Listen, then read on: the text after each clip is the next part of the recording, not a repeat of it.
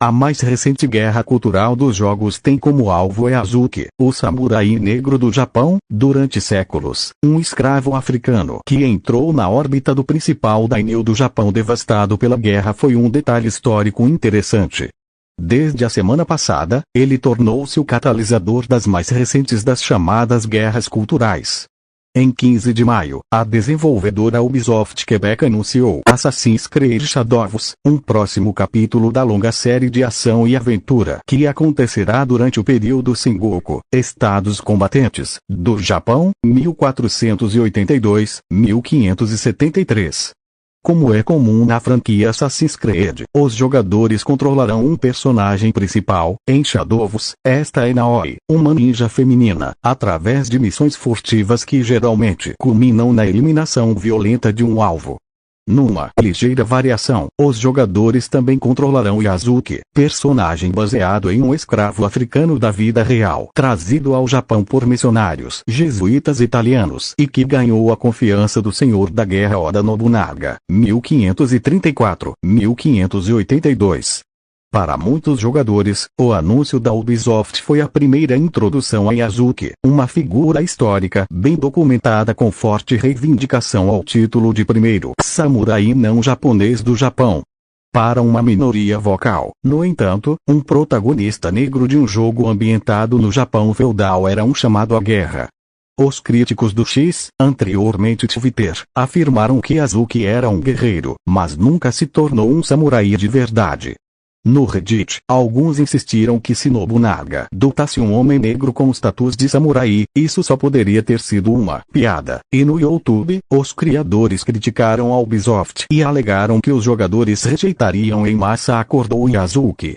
A página da Wikipedia de Eazuki agora está bloqueada e não pode ser editada por usuários não registrados ou recém-registrados. Para Thomas Lockley, professor da Universidade Nihon e autor de Samurai Africano, a verdadeira história de Eazuki, um lendário guerreiro negro no Japão feudal, este dilúvio de cenas quentes de Eazuki é decepcionante. O que me parece é que as pessoas que não sabem nada sobre a história japonesa, na maioria dos casos, não sabem nada sobre o Japão e certamente não sabem nada sobre a língua japonesa e a terminologia de que falam. De repente, sabem tudo, disse Lockley ao The Japan Times. O estudo da história em culturas são variadas como o Japão e o Ocidente pode ser problemático quando as pessoas procuram comparações individuais. O ato em que um guerreiro europeu medieval se ajoelha, é ungido como uma espada e se levanta como cavaleiro, uma invenção de observadores posteriores, não teve equivalente no período Sengoku, explica Lockley. Num país envolvido numa guerra civil com dezenas de feudos beligerantes, não havia uma divisão clara entre samurai e outros até 1588, quando Toyotomi Hideyoshi, o sucessor de Nobunaga, começou a proibir a posse de armas por todos, exceto a nobreza hereditária. Ser samurai, então, era definido por outros meios. Quer Eazuki tenha sido cerimoniosamente dotado dos direitos, privilégios e responsabilidades de um samurai, ele foi tratado como Tono literalmente, senhor ou mestre. Recebeu um estipêndio de Nobunaga e carregou as armas de Nobunaga, por si só uma posição de imensa honra para a época. Não há nenhum pedaço de papel que diga que Eazuki era um samurai, diz Lockley, observando que alguns críticos estão simplesmente entendendo mal como interpretar o registro histórico.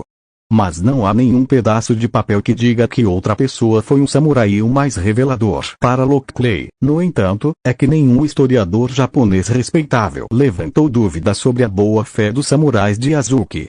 Isso não quer dizer que o estudo da história não possa ser confuso, e contar a história de Eazuki com responsabilidade requer uma abordagem constante e comedida nos tempos modernos, algo que a Ubisoft tem quase certeza de não fazer.